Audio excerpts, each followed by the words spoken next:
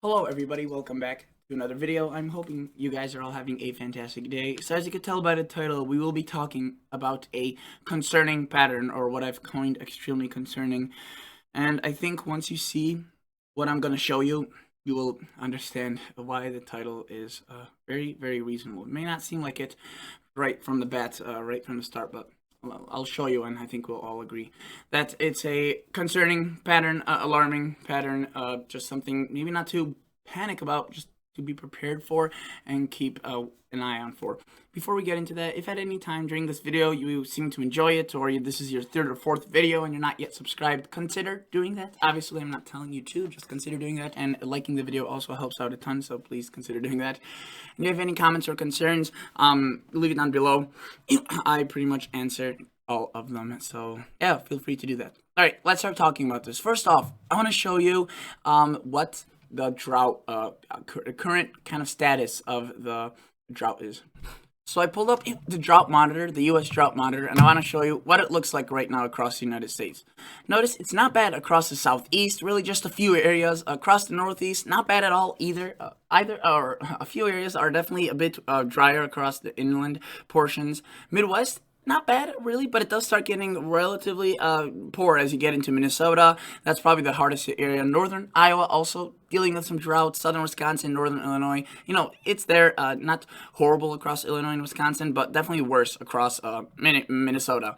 And as you get into the upper plains, look at that. I mean, the southern high plains are not bad, but the northern ones are very, very, very bad. North Dakota, South Dakota, Wyoming, Nebraska are getting the brunt of it. Not so much Nebraska, maybe, but especially South and North Dakota. And look at the west. Various colors. You could see that the yellows are kind of the weakest. Maybe not that bad, but a lot of the dark reds, that's extreme drought, exceptional drought. Same goes with the west, the southwest, Utah, Nevada. There have been some improvements, mainly across New Mexico and Arizona. Notice that they are not bad. You can see that there are some rather large improvements across certain areas, but yeah, overall still a pretty bad situation. Now, with that as a catalyst of this is kind of already setting up the stage for why this pattern is even worse than it would be just by itself. So we are already dealing with a lot of drought across the west and northwest and northern United States, and you may be wondering, okay, come on, what is this extreme pattern? What does it consist of? All right, so this extreme pattern consists of lack of rain, but more so extreme heat that could be going on across portions of the northern plains, the northwest, southern Canada. Yes, this has been going on already much of the summer. And yeah, and right now it's going to kick it up a notch again, which is why I'm making a video about it, because it's kind of compiled, right? It's compound badness, if you will. Compound concerning patterns on top of each other. So, are just patterns that are bad on top of each other equaling compound badness. All right, whatever. Let's continue with this. So, first off, I want to show you the European, or the GFS model. Let's start off right now. Notice, not right now, not too bad. We are dealing with pretty large areas of heat across the west and the northern plains, but it's tolerable. Very, again, not good news, as especially since many of these areas are dealing with a lot of drought and little rain. And the heat, you could see, is tolerable. It does get very bad this upcoming week and into the weekend across the southwest. Look at that. Into Arizona, potentially some very bad temperatures on Thursday, Friday, maybe not so much. But look at Nebraska, Kansas. Those are some pretty strong anomalies. And this is a trend. We won't be seeing one massive area of extreme temperatures. It will be an area that's relatively small, just a few states, which again, small is relative to the whole United States and southern Canada, but the temperatures will be extreme in that small, again, relative area. Notice right there, during the Friday, very, very, very warm temperatures across Nebraska, Kansas, and into portions of the panhandles of both Oklahoma and Texas. Now look what happens once we show into Sunday. So again, here's our timeline, 7 p.m., look at that, the peak of the kind of the daytime heating a bit actually afterwards. So again, these could be not the peak of the temperatures, but look at that, 103, 105, 106, just large temperature, high temperatures, right? And if you're to look at the US drought monitor, it's not that bad here, but again, something tells me that it could get pretty bad or get worse pretty quickly after we see these temperatures. Obviously, across north and South Dakota, it continues to get worse, especially with it already being in place and the heat being there. Look what happens on Monday, late Monday. That is extreme, and that's what I'm talking about. Look at that. It's not too big. It covers most of Nebraska and into portions of northern Texas, but I mean, that is approaching 115 in some areas, and that's and that might not even be the peak of the day, especially if these thunderstorms don't develop. But supposedly they can, so that would cool things down a bit. The day afterwards, not as bad. Still widespread hundreds and 90s and whatnot across the plains. I do want to mention that the south or the northwest into southwestern Canada, it's also very hot. It may not be as stunning of an anomaly it may not look as high of a temperature, but that's because they usually see cooler temperatures. But 94 right there, that's pretty darn warm still. Notice then we do see a little cool off nudges its way into the northern United States. Here we also are dealing with some pretty warm temperatures across the northeast, but again, they're not really dealing with the drought, so just more of like a heat wave, but not really like a concerning, I would say, pattern. But look what happens. This is now pretty far out, so bear with me. But this is, if you think we've seen the worst, this is where things get very bad. Notice 2 hours, or hour 240, and we're at 7 p.m. Friday. Look at all those hundreds across southwestern Canada. That is extremely, extremely above average in order to get such anomalies that far to the north. Look at right there, the Valley of California. I don't know what it's called. The California Valley. It's where they grow a lot of their crops. Look how hot it gets. 115. There definitely could be some 120 plus in there. Very, very, very warm across the northwest. And look what happens here. Again, not maybe as widespread with those hundreds. I mean, it is covering a few states, but it's excruciating intense. Look at Sunday. Look at that right there. That is 110, 111, 112, potentially North Dakota, southern Canada. That is extremely, extremely hot. And it's also very warm across the northwest. It could be, according to some models, 107 across Portland later on.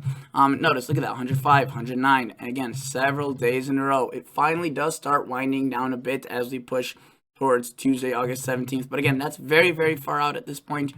Hopefully that does happen, because my goodness, that will just make things so much worse, especially if no rain comes. And if you're to take a look at the total accumulated precipitation during that time frame, little to none, if any at all. That's just I can't even look at that, because that just means that the drought's just gonna get so much worse. And if you're to take a look at the 2-meter temperature anomaly, I apologize about that. That was my phone. I don't know if you heard that. Again, obviously the anomalies represent that pretty well. Notice there are gonna be a few cooldowns. So if you recall in my previous videos talking about cooldowns, they will be occurring. You can see like right there. But again, I think that at this point, it's become rather clear, especially in the last few days, that the warmth, the heat will become the main story. And look at that. Again, this is only where it starts getting bad. Look at those anomalies. That's pretty much topping out the charts. If you recall, we saw this earlier across the northwest earlier in the summer. Now it's going on across the northern plains and southern Canada. So just extreme heat. Look at that. Ontario, Manitoba, Saskatchewan. And it does, some areas do cool down, especially the south, the east. They're not going to be getting the worst of it, but still plenty of heat even for those locations. So yeah, just not good news. And again, the southwest not getting out of that also, where it's been very bad, the heat and the drought, and it's going to continue to do so. And if you're to take a look at the rain again, I'm sorry I'm jumping so much around, but yeah, you can see not much, maybe a bit for the Sierra Nevadas. That's about it. And of course, a lot of rain where they don't really need it. And I want to show you another model, a European, a very good model. Let's see what it shows in terms of temperatures. Again, this week and into this weekend, very warm across the southwest. You can see a lot of temperatures, 108, 109, 110, but that's more usual for those areas. At least once a year, that seems to be happening there at this time of the, at least in the last decade. And then the northern plains, yeah, they're not a rare, they often see 80s and 90s, but triple digits, especially near the Canadian border, that's rather rare. Notice that the European only goes out to 240, so it does show this heat across Nebraska and Kansas. That will be, again, if you recall, happening across Monday into Tuesday, before that second heat wave sets up right there across the northern plains. But look at that, widespread 90s, even some hundreds across Virginia, Washington, D.C. Again, but that's not as bad because they've seen rain. These areas haven't, and they're just getting baked by this heat. And this might not seem impressive, but that is very warm as well for Canada, for British Columbia into Alberta. It's 70s, 80s that far to the north. Look at that. Those are 90s at that point. Look at that. This is the model, 107 for Portland. That is extreme. And again, this is where the GFS starts shifting it towards the northern plains. And the European would probably do the same, except it runs out. It only goes out to hour 240. And again, the 2-meter temperature anomalies show this pretty darn well, right? A bit of cool weather mixing in. Definitely some heat. You can see there's a cool off, but right there, look at those. Do you see those colors? That's not good. You can see Portland right there, almost 30 degrees above above average. And if that shifts across the northern plains, yeah, that's easily 110, 120 degrees. In terms of total accumulated precip, there could be some rain, according to the European, across North Dakota, an inch, 2 inches, but that's not going to be enough to ward off the kind of impacts that the 100 degrees is going to do for those locations. And again, it's going to be hot every day, even when it's not going to be 100 degrees. So yeah, definitely not good news for wildfire season and whatnot. Notice the monsoons across the southwest, they're going to be dying off, so that's not really good news either across New Mexico, Arizona. They were in a bad drought. They still are in a relatively bad one. It'll probably go right back into it once that monsoon rain stops. And, at least the Midwest seems to be seeing quite a bit of rain, so at least these areas won't probably develop into a bad one. Maybe Minnesota even getting some relief, but the West, the Upper Plains, even the Southwest, it just looks to grow worse. And I hate to be one of those people that just brings, the bearer of bad news, but unfortunately, so that's what it seems to be. So, yeah, I showed you several models. I could show you the Canadian. I don't really like it as much for its temperatures, but notice in terms of precip, it does show a bit, but again, favoring the east, the Midwest, and even if there is an inch or two across the areas that see 100-degree temperatures, one day, and that's gone.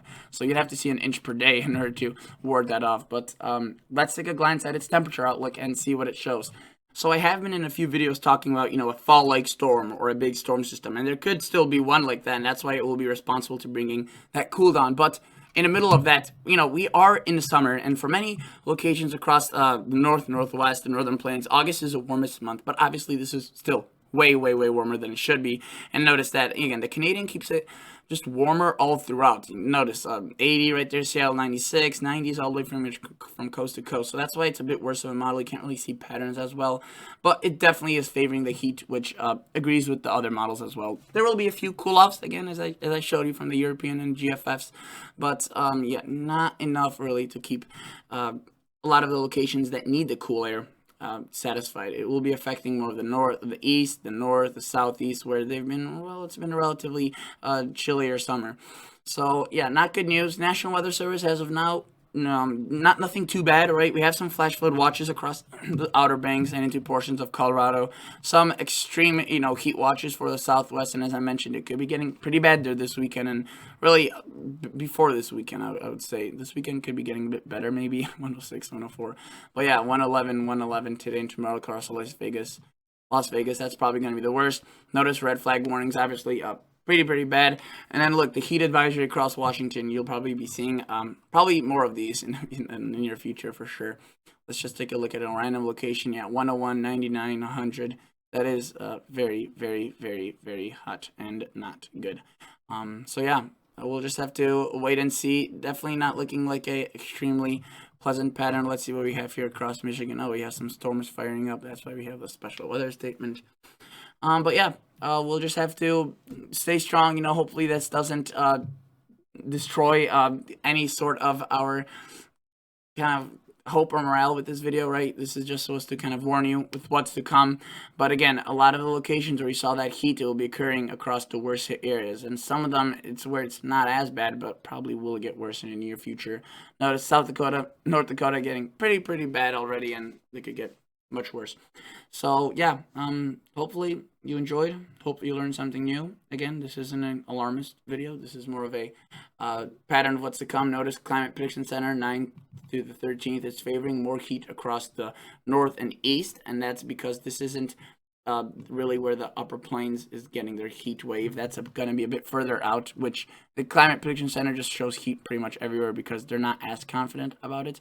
Again, if they were to base it off the GFS, they would probably paint a darker color here, but they really just go off the European, Canadian, and kind of GFS combined. So, and again, the European stops before the GFS shows that big thing. It only goes out to 240, so it is a bit further out. But yeah, it definitely looks as if there will be multiple areas of heat, and yeah. Definitely not good news. The precipitation also below for most, excluding maybe the Great Lakes, and then 8 to 14 drought lakes towards the east and drier towards the west, unfortunately. Well, yeah, that's basically it for today's video. Thank you so much for watching, and I will catch you all on the next episode. See ya, guys. Bye.